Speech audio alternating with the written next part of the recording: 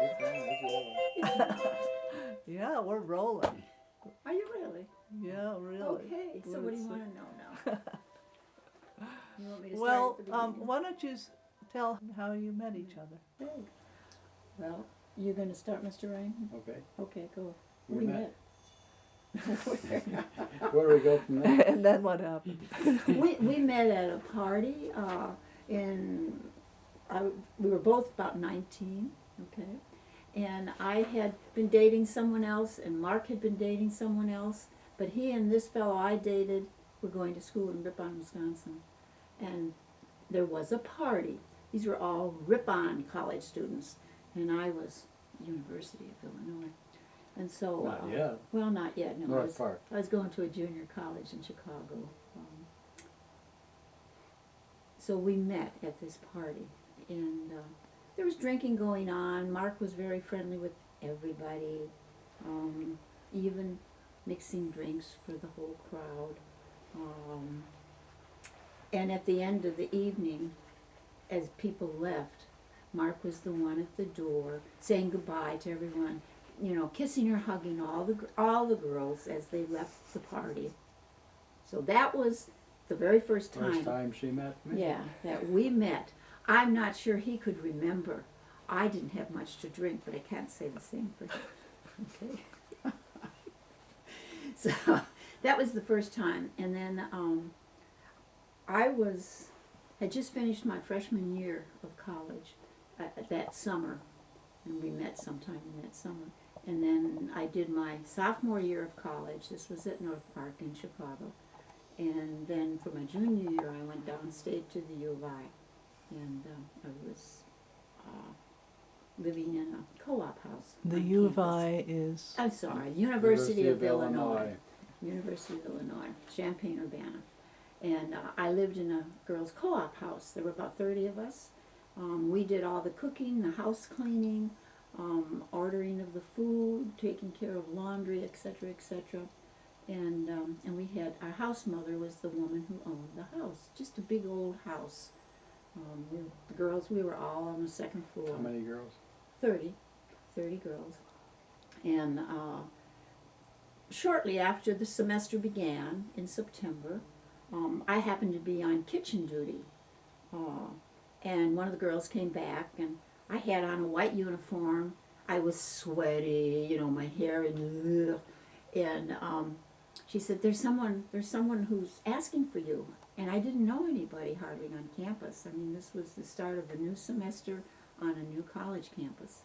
So I went into we had a huge foyer in this big old house with, you know, like something out of a Scarlett O'Hara film, you know, a beautiful staircase that went off one side of this big hall, entrance hall to the house.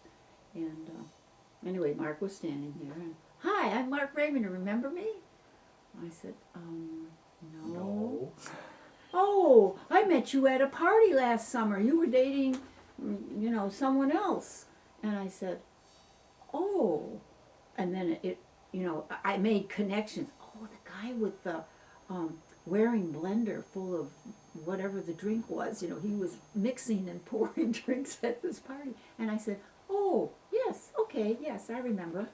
And he says, well, so your friend gave me a call and said maybe I'd like to look you up, because we lived, Mark and I, he was about 2 or 3 blocks down in another house on campus. And he says, I wondered if you'd like, you know, to go out sometime, or something to that effect. Coffee date or something. Coffee date, that was the big thing, a coffee date. You'd go out for a coffee date, first date. Okay.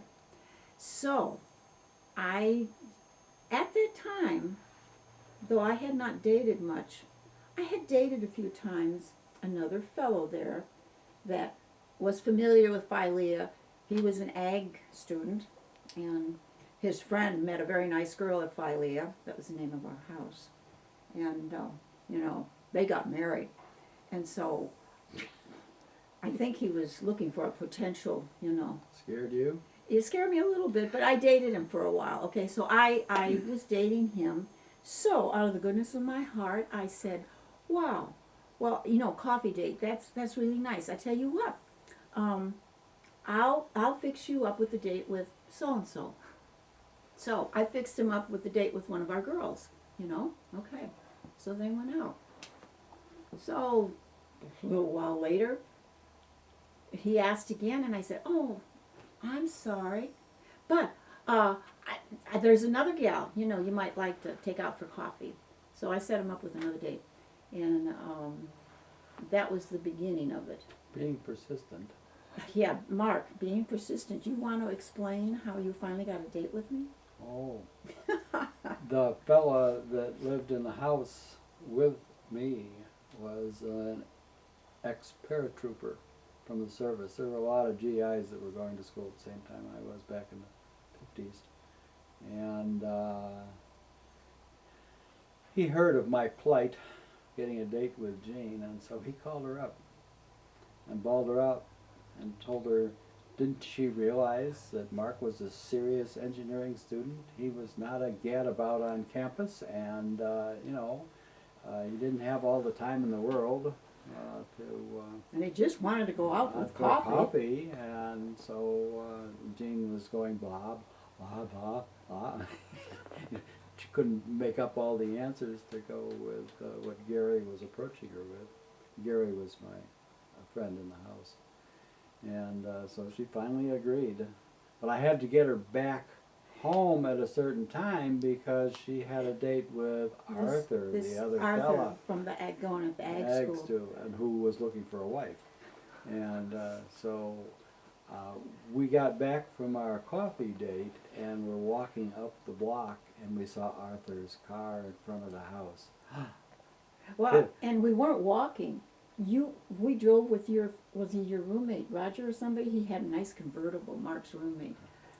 And we went out for coffee. And we pulled up, by the house where I'm living. And I saw the other fellow's car sitting right out in front. And I thought, Uh-oh. I said, he's here. Thank you very much. It was very nice. I've got to go now. So I went down the driveway and in the kitchen door, and there was a very narrow staircase from the kitchen up to the second floor where all our rooms were. So I went up the back stairs, dashed into the bathroom, kind of in my teeth, put on new lipstick and went ning with my hair, and then I floated down the stairs. That wonderful staircase. Yeah, the that beautiful came staircase. to the living room. And we went out to hello, a movie or whatever, I forget, But Mark was persistent. I will say that.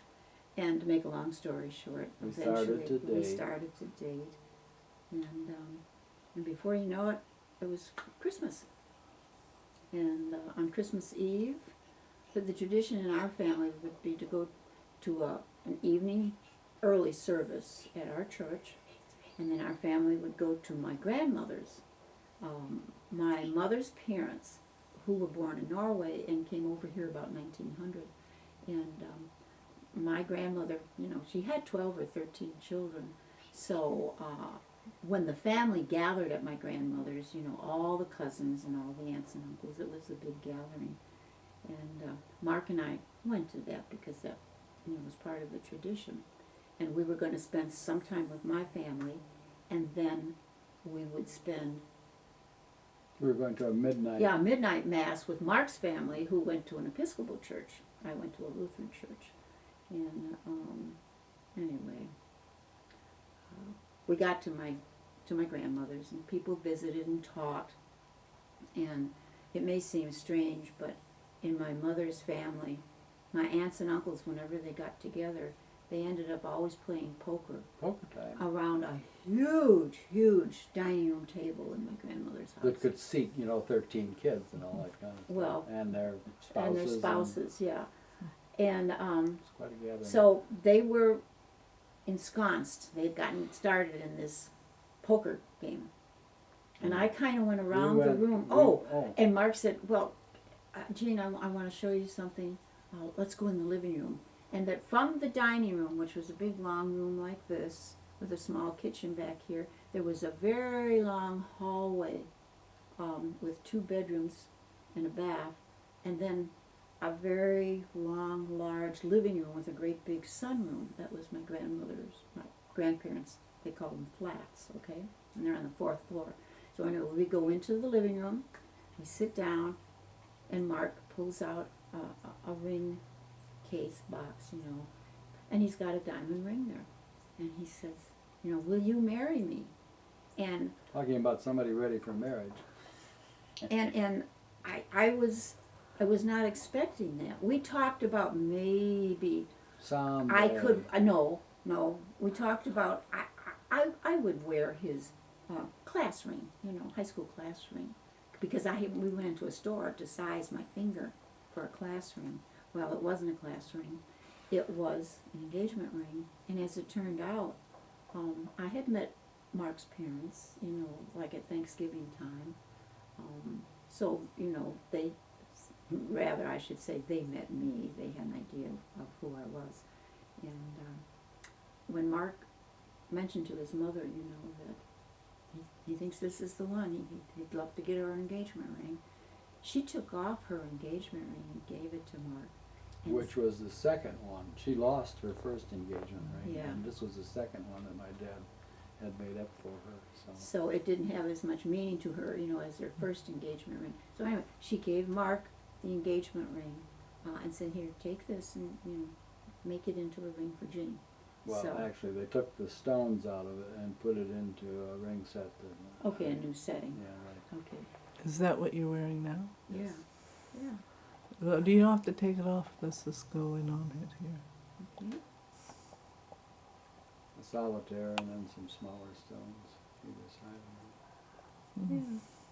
So it's But been that engagement ring was the one that I offered to Jean that night as I got down on my knee and asked her to marry me. wow. And I must have I said yes?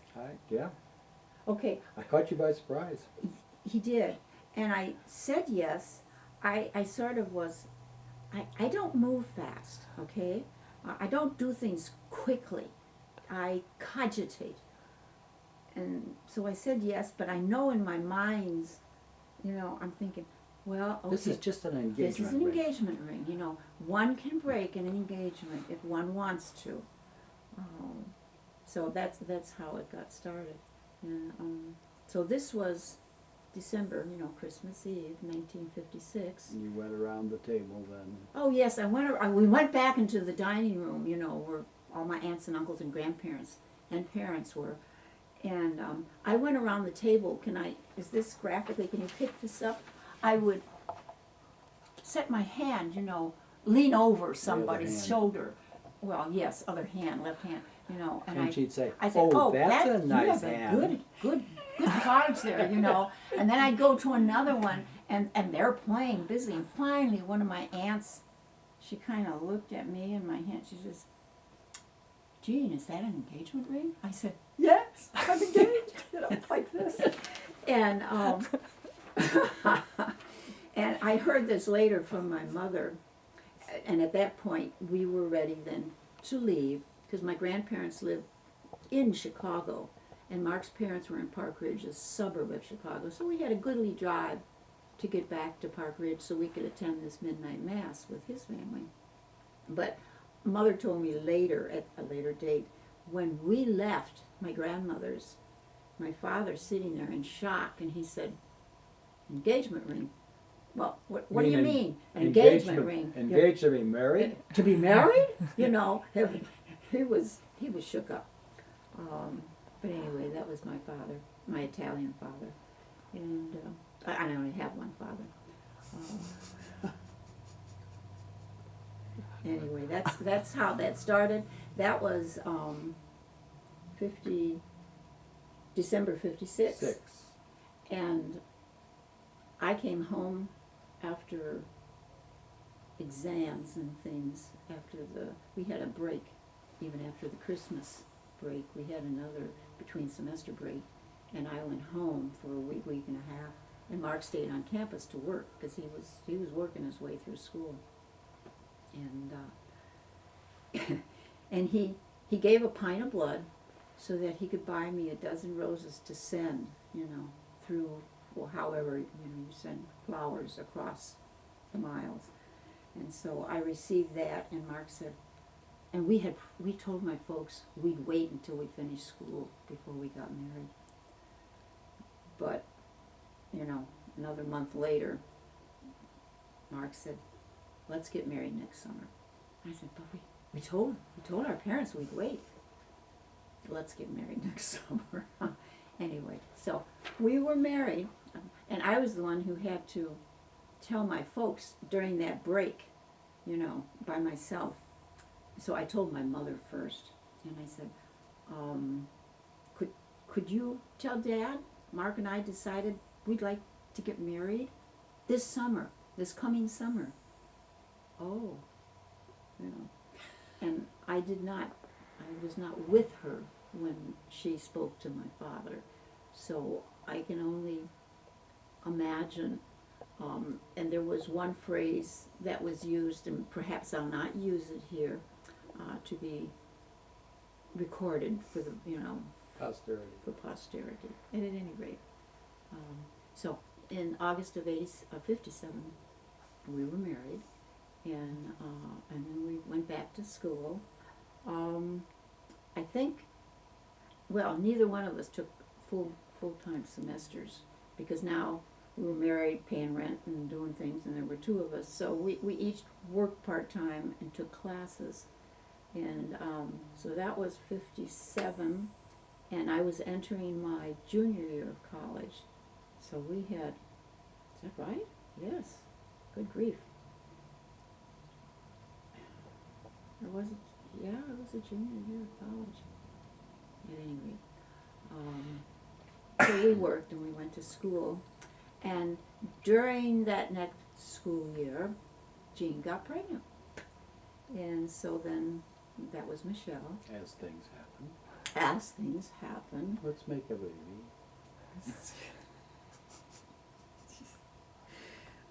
You can strike that one out. That's how it happened. That's how it happened. Okay.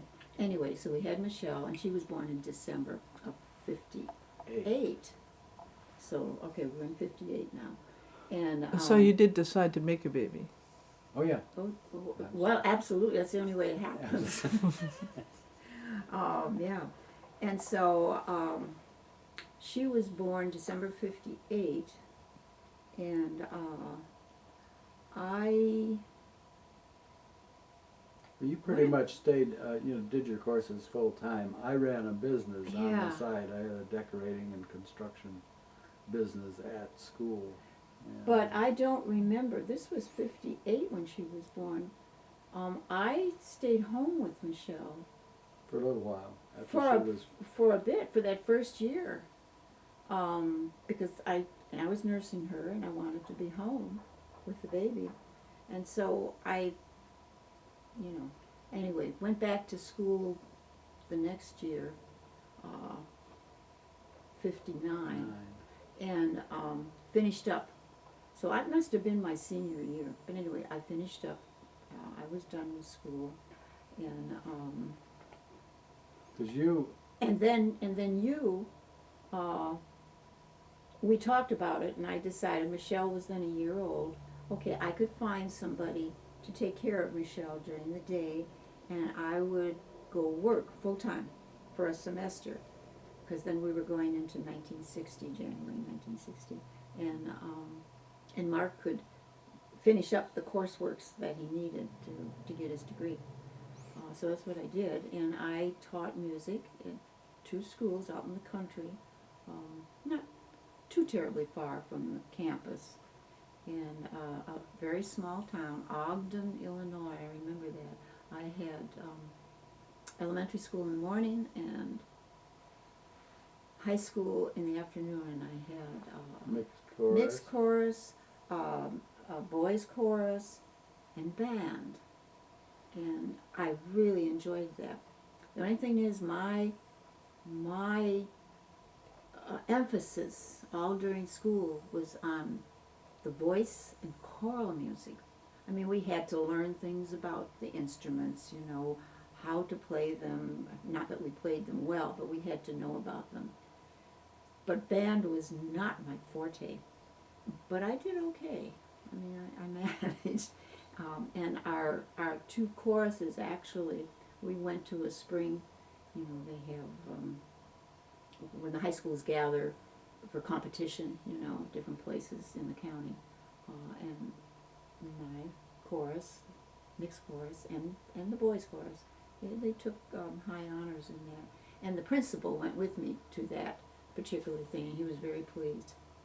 He went, and at the end of that semester, then Mark was graduating, and you know, I was filling in that semester for a teacher who had to leave, and I told him, you know, I wouldn't be coming back the next fall. But the principal in the high school, when I left, you know, we talked a bit. He was a very fine principal, and he said, you know, you've done a very fine job. I appreciate you being out here, and if you ever need a letter of recommendation, I'd be happy to write it for you. Whereas I know the principal at the elementary school was not very impressed with me, and I can't tell you why, but I just did not Function well. I didn't with the- function well with the little people. So, and I haven't figured that one out yet, because mainly I've only done work in the high school level, and a little bit at the elementary school, but on my terms. So Mark graduated, it was either May or June 1960, and he interviewed several jobs. We went, though, ended up going. He accepted a job with General Electric in Schenectady, New York, at the research lab, and we were there for 2 years and had a wonderful time in New York, experienced heavy, deep snow in New York.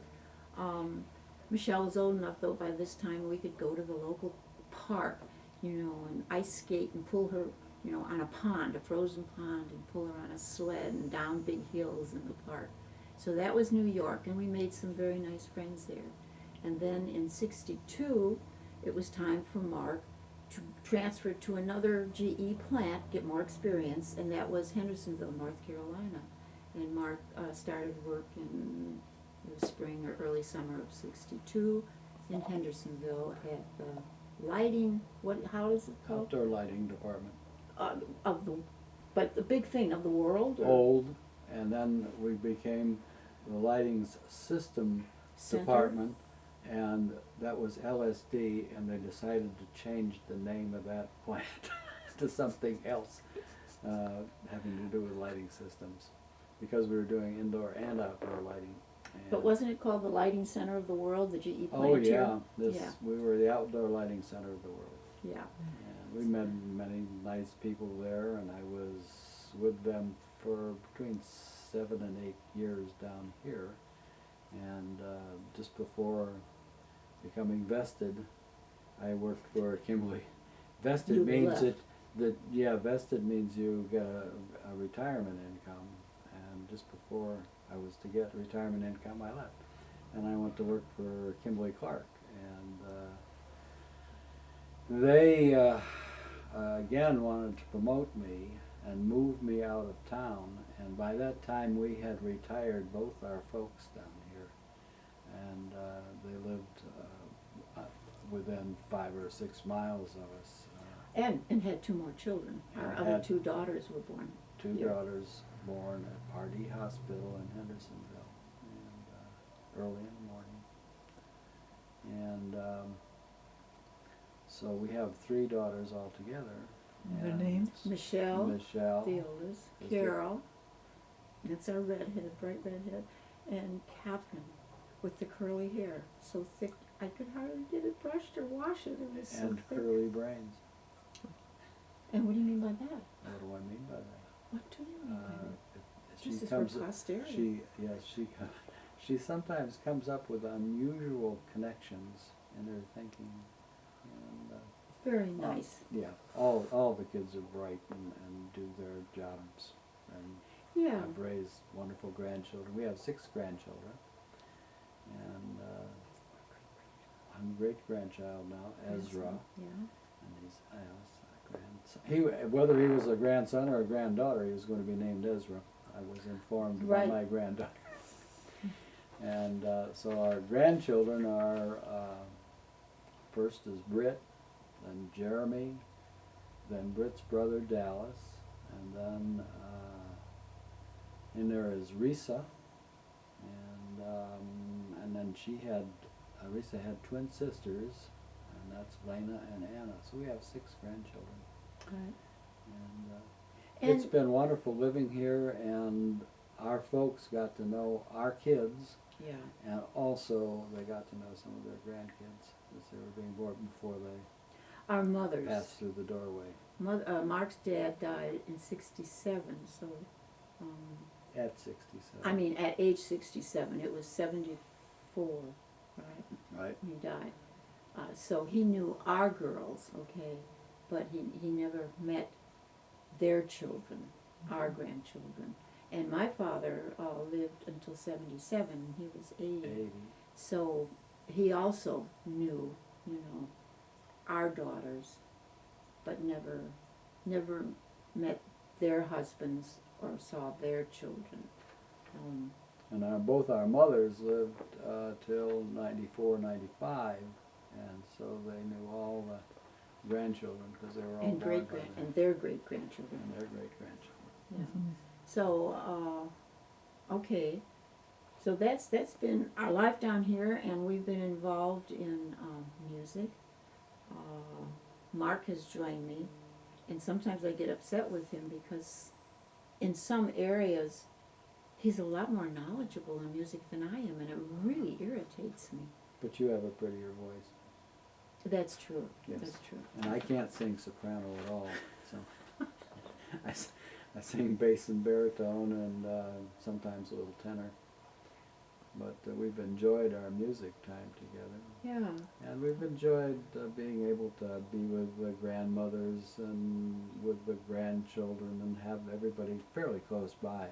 2 of the children live here in Hendersonville and in Saluda, and then our middle daughter lives in Mountain City, Tennessee, which is no more than a couple of hours from us too. So it's quite handy having the children close by. Yeah, it is nice. And Catherine, our youngest daughter, with the real curly hair, she married a gentleman that she met in Germany. They married, and then they lived there and had their 3 children in Germany before they decided to move back stateside, and that's when they bought land and put a home down in Saluda.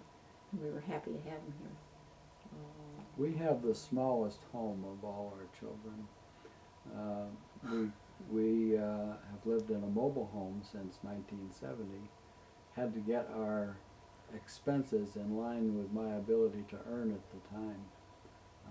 When I left the corporations and the professional jobs, the next job I had was pruning apple trees in the orchard here. And I told her earlier for $1 an hour. And I think it's important to say at this point that the reason Mark left the corporate world is because by 1960, well, 69, 70, we had been here for a while. Our parents were here. Our 2 of our 3 children were born here. And we loved this area because we loved to hike and camp and backpack. And in our old age, we've even bought an inflatable kayak. We call it our rubber ducky, that we like to get out in, and have done so with the kids several times, on some of the lakes in our western North Carolina. But we love the area and the mountains, and that's why after Mark left GE, because they wanted to move him, and moved to Kimberly-Clark, and then realized they would soon move him, because that's what you do in the corporate life, he just says, we'll figure it out. And we started small, and he eventually built up his own, very small, he called it a construction company, but I mean it was a one-man. You paint or wash windows or fix porches or do what you need. And he built up a small, nice business and had Very lots loyal clientele. Yeah, and we had lots of time as our girls were growing up. We've had them out backpacking all through the West. Because I'd Yeah. figured out how to live and raise a family and feed them and clothe and keep a roof over their heads by working less than 6 months a year. And so we had a lot of time to play in the meantime. And I had good customers who were willing to wait for me to get to them for their next job, because some of them were repeating. So it was nice to make friends as you do work for them. But anyway, we live in a mobile home, and that's where we're doing this interview right now. And we have lived in this home since 1970. It is still alive and more or less healthy. Alive and well. The home is here in 2015.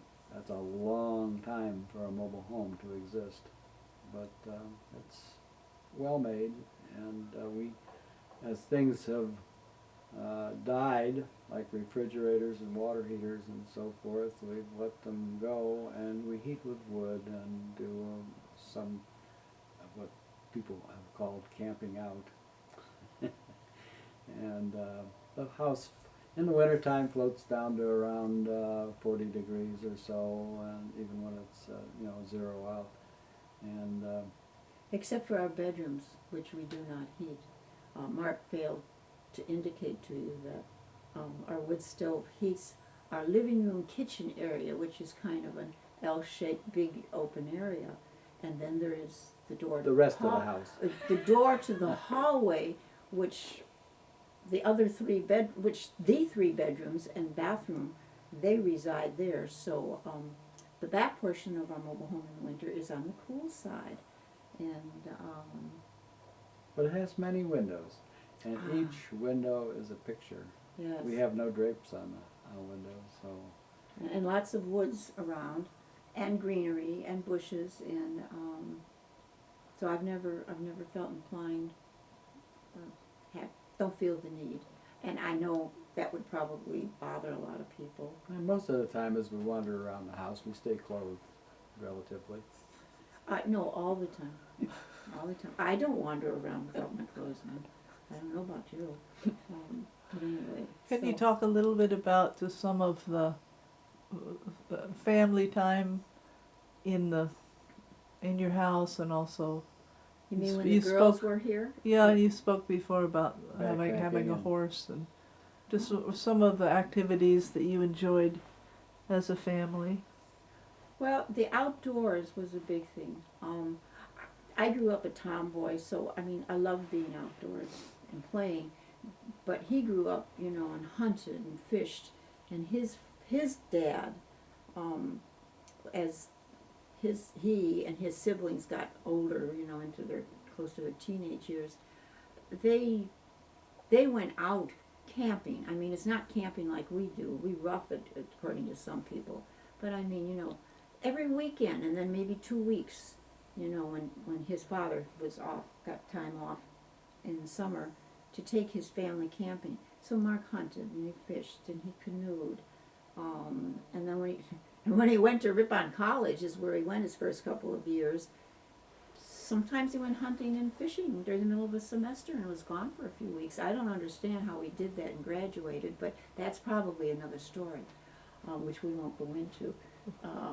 But anyway, we enjoyed, and because I grew up basically not knowing any of the things that Mark did, but basically loving to be outside. You're the gardener of the family. It worked, okay, it worked. And so we've had our girls out, camping and backpacking with us. And For the months at a time during the summertime, we'd Yeah. take off in old cars and drive around the country. And one time we traveled out west and slept on the open range in Wyoming and Montana and Colorado, and just where we wouldn't spend money because we could camp in a national forest anywhere we wanted to. And I'd find places I could get that old car in, and then we'd walk away from the car for a while set up and camp, set up camp. just and for a night. I designed trips that were maybe 50 miles round trip For backpacking. for backpacking, like walking above Lander, Wyoming, in the Proposier Wilderness. We were gone for about, 10 days maybe. 8. Yeah, and it would hike maybe 7 miles a day, something like that. And the kids would all carry their own equipment, and Oh, well, and I was just thinking, because you asked interesting things, our very first backpacking trip with our girls, Catherine, our youngest, was 4, Carol was 6, and Michelle was 10. We decided for our first trip we'd go backpacking in the Smokies. Smokies. We didn't have a tent yet. We had clear plastic, clear plastic. visqueen. Okay, big piece of that. And we even had our dog we took with us. You can't have a dog in the Smokies anymore. But we had a dog. We had a dog. Okay, so we're on one of the trails in the Smokies, and we're heading towards Mount LeConte Mount shelter. LeConte and a shelter, which is set up in various places along the trails in the mountains. And we got there, and the whole place was full of Boy Scouts. Okay, so we said, well, that's okay. We'll just go down the trail a little bit, and we'll find a spot for the night. And the gentlemen who were in charge of the boys, they said, well, we're going to be up and out of here first thing in the morning. You can come back for the shelter. And we said, yeah, we'll do that. That's fine. Okay, so we did. We set up our plastic, and it was on a line, strung between 2 trees, and it was clear. So here we are. We can see all of outdoors, and we have the most horrendous electrical storm and rain. Our dog tried to get under our bodies because she hated, thunder and lightning. And German Shepherd. yeah, our German Shepherd. Anyway, but we survived the night, and we stayed, I think, fairly dry. The next morning we had breakfast there where we made camp and got our gear together. And the trail there and that part of the mountains, and a lot of the trails in the Smokies, they're not, these tiny little, you hardly know if you're on a trail. It was like walking on a boulevard. gravel boulevard or roadbed, They were wide, well defined, and the shelter was just a short distance back up the trail. So we're getting our last things packed. The girls are all packed. They got their little packs on. And they said, can we go up the trail back to the shelter? And I said, well, okay, stay on the trail, and when you get to the shelter, just stop. We're right behind you. We're a few minutes behind you. Okay. So I get on the trail, and the trail is going like this, and then it makes a curve, so you can't see what's around the curve. And the girls have gone around that curve. And across the trail. And across the trail comes a great big bear. Walks Black bear. from one side of the forest, across the trail, into the forest on the other side. And I'm thinking, Girl- oh, yeah. Girls, there's a bear on the trail. And so I yelled that, and then Mark, as fast as we could hustle with a big pack on our backs, we started walking faster towards this shelter. We get there, and there's Michelle, and there's Catherine. Carol. Carol, yes, middle daughter. I said, where's Catherine? That's our 4-year-old. She was right here with us. I said, yeah, well, where is she now? Well, I don't know, Mom. Well, let's find her. And we call. And finally, I walked behind the shelter, and there was a lot of good-sized shrubs and rhododendrons, around the shelter, all green. And a little girl snickering. Yeah, and someone going, ah. And it was Catherine. She was hiding on us. So I, you're torn between, do I beat her or do I just hug her and say, please don't ever do that again? That's the problem. So we hugged her. So we hugged her. So we went into the shelter, took our packs off, and we're just sitting there, kind of gathering our wits. And at that time, the shelters are 3-sided affairs, and back then, that's all there was. Right now, those same shelters have big cyclone fencing across the whole open one side and a door. Okay, so you have a little protection from bears and things. But there was none that year. Okay, so we're sitting there they have bunk-like affairs like this, and you can get maybe a dozen people. There's a top thing you have to climb up to, or, near the ground, about this far off, a few feet off the ground. and that you throw your sleeping bag there and your packs and everything, and that's your space. So we're sitting there just catching our breath, and around the corner, over to where the fireplace is, Comes a bear cub. a bear cub. And those Boy Scouts had left a tin can with bacon grease in it, right there on the fire. And smeared grease on the stone by the fireplace. So that little bear cub came around the corner and he was sniffing, and then all of a sudden he realized There's people there. there was people here. And he turned around real quick, you know, and ran out. And so we thought, Back to talk to Mom. oh, bear cub, that means Mom's around here somewhere. So we took the dog by the collar because we didn't want our dog trying to tangle with the bear. And we walked out of the shelter, and sure enough, there comes Mama down the trail. You know, she'd run her cub up the tree. 2 cubs. 2 cubs. Well, there was only one that One came by in. the shelter, but She ran the cub up the tree, and she's coming down this, and she is not a happy mama. And I don't know, for anyone who's never seen an unhappy mama bear, they do this with their jaws, and they kind of salivate, and they're going, you know, and kind of huffing at you, and they advance forward, and then they back up, and so there we are with our 3 children. And the interesting thing about this too is we reflected on it. Our dog had gone down on the ground, crossed the front paws, and was just, I still had her by the collar too. Yeah. So. but was just lying there, not moving. I thought, smart dog, don't move, you know. And the girls, So we all kind of hunkered down. we kind of hunkered. Did we, or did we continue Yeah, to stand? I did by your chassis. Okay, we sort of hunkered down, had the girls behind us. The bear coming forward and back and forward and back, and she got tired of doing that and finally turned around and left. And she went off. But that was our first experience with bears, and small children. and with the girls, and their first, all of us. Well, I don't know about you, but as a family, that was our first backpacking experience in the Smokies. I'd seen bears before. I'd camped on the Canadian border and so forth, and my experience has all been with black bears. I've only seen grizzlies at a distance. Very long distance through the car window. Anyway, so we've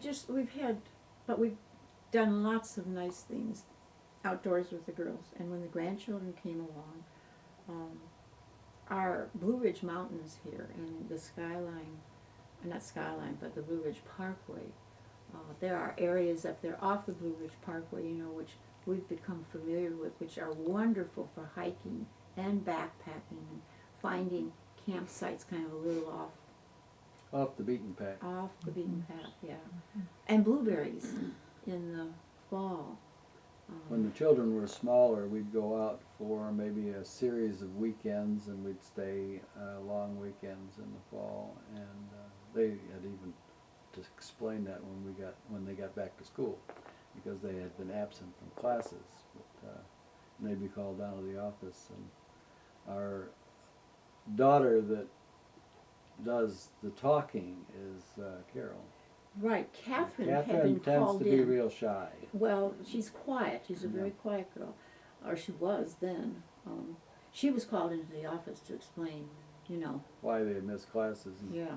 they explained that they were out blueberry picking With their parents. With their parents, and that was part of what the parents considered their education.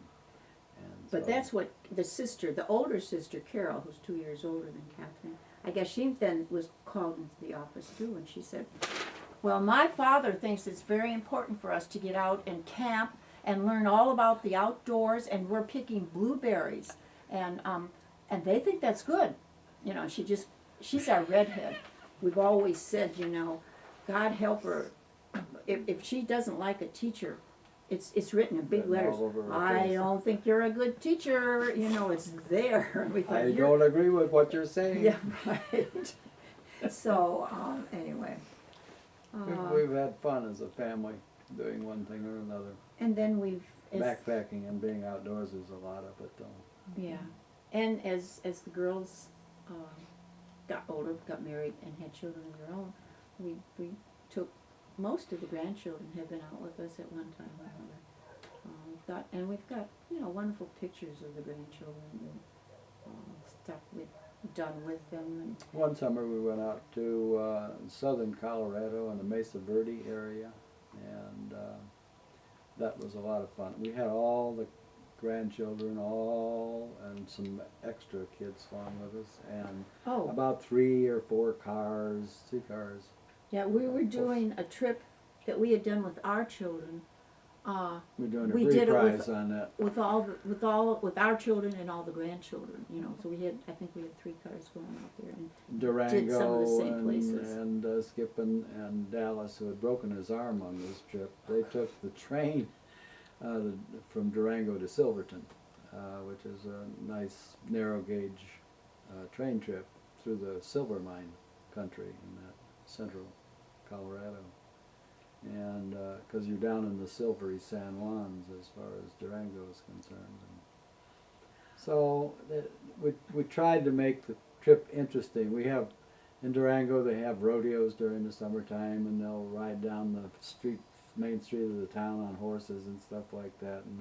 And the Mexicans have their beautiful horses and their silver conchos and all that kind of stuff that yeah, they're decorated on their clothing, and their horses and decorated. their saddles and bridles, yeah. And And you know, and I think it's important, Mark. This has all been an important part of our life, but in addition to that, particularly after we moved out here to the country, I began to become I realized, and I don't know where my mind was growing up, but one day I said to Mark, "Do you know, Mark, that everything out there has a flower in the springtime, and it produces seed?" I mean, I really, and some of them even food. yeah. And so we've really, over the last several years, and our children are aware and feel the same way, we've become very, you know, you'd say eco-conscious, and conserving and taking care of the land, because we're doing a pretty poor job right now, you know, the land and the air Collectively, and the water. Yeah, collectively, yes. human race. The human race. And because we live out here, we've lived out here in the country now since '67, and watched the comings and goings of the seasons and the trees, and some die and fall, and planting things. We own our mobile home, but we do not own the land here. We pay a very reasonable rent to park our mobile home on this land. And over the years that we've lived here, you know, I think I have planted 3 dozen azaleas just around our area here. And we have an old redbud tree out one side, and that's been here for generations, I think, whoever had lived here. This was the original house site of somebody years and years and years ago. Mr. Stepp. Yes, we think of Mr. Stepp, and We know his grandson. yeah, right. And the Stepp family in this area of western North Carolina and Henderson County there are a lot of Stepps in the area. So it's There's a lot of steps in any life. Isn't he cute? Oh, you're good, Mark. So, anyway, and that's been very important.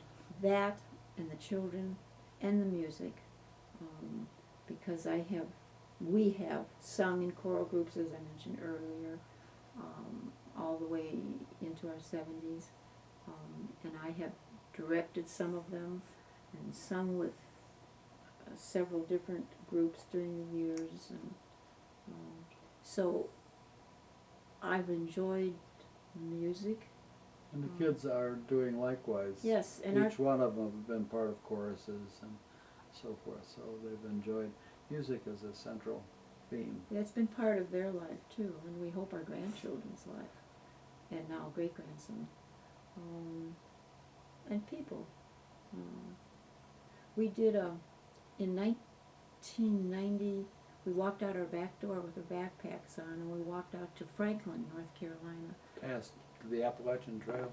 Yeah, up to where, yeah, and for people who are familiar with the area here, we walked to Brevard, and then westerly towards Lake Toxaway, and Cashiers and Highlands, Franklin. and then Franklin, and then we turned around and we walked back.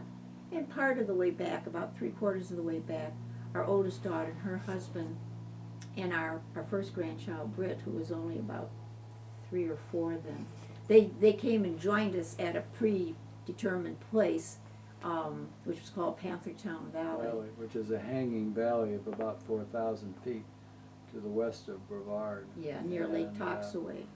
And we met them, you know, coming back, and then we drove home or back to Hendersonville with them.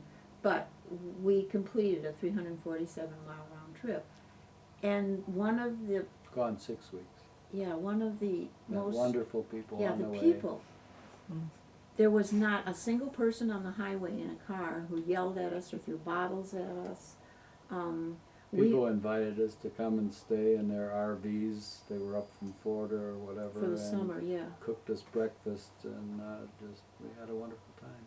And we're just kindly disposed and generous. We'd go up, well, our ploy was, could we get a drink of water from your spigot and fill our bottles and stuff like that? And they'd say, well, where are you going and what are you doing? And Don't you have a car? No, we're walking. How far are you walking? And we tell them, oh, where do you put your tent? Well, we look for places. spot in the woods. And a lot of them said, well, would you like to put your tent up in our backyard? And we say, well, that would be lovely. And a few of them said, would you like to have a shower and a bed and a supper and breakfast? That would That'd be very good nice. too. But I mean, we just found lots of people like that. And we had the privilege just this past May of putting together, and our youngest daughter, Catherine, helped us to do this.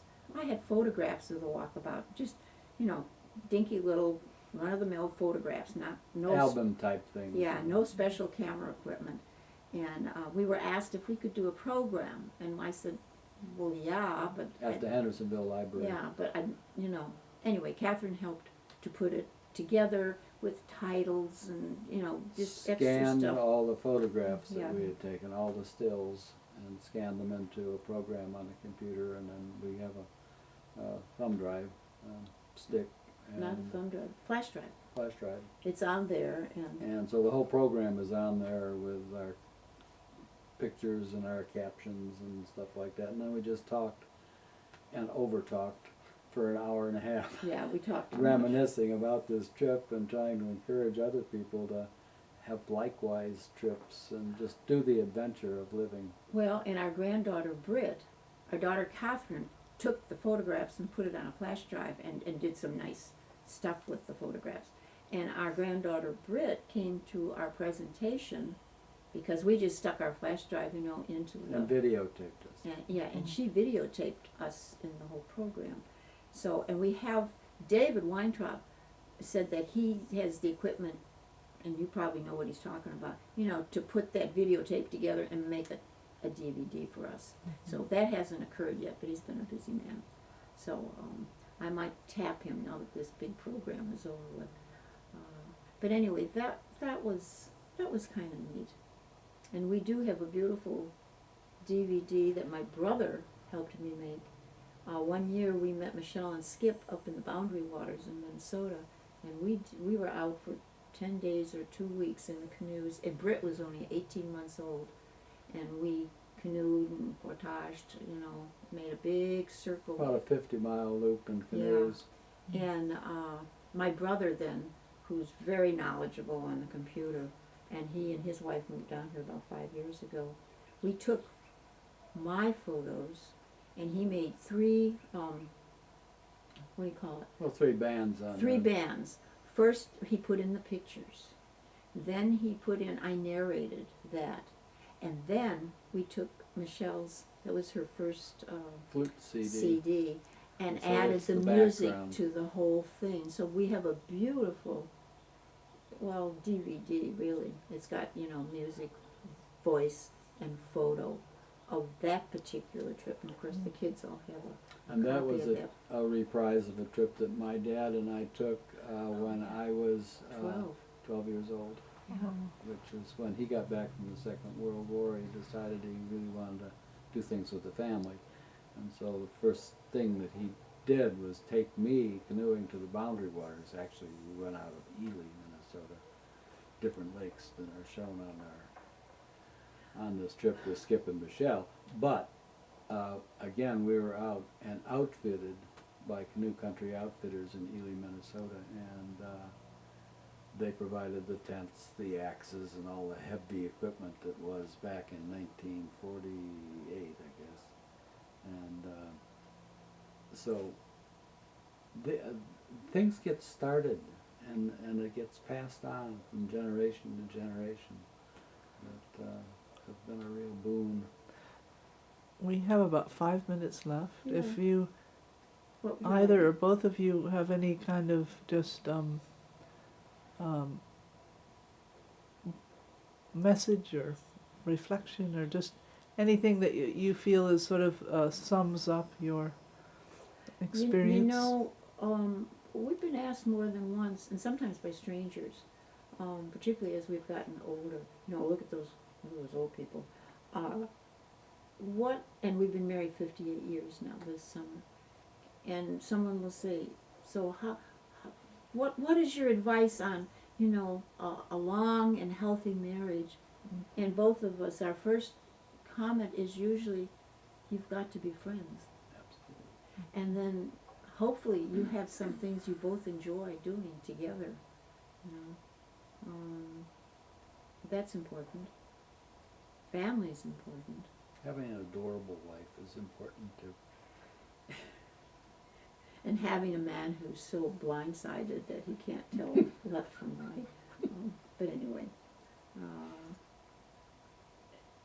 but being each other's friend, it gets you through a lot of hurdles, because I'm sure there are some people who have a perfect marriage.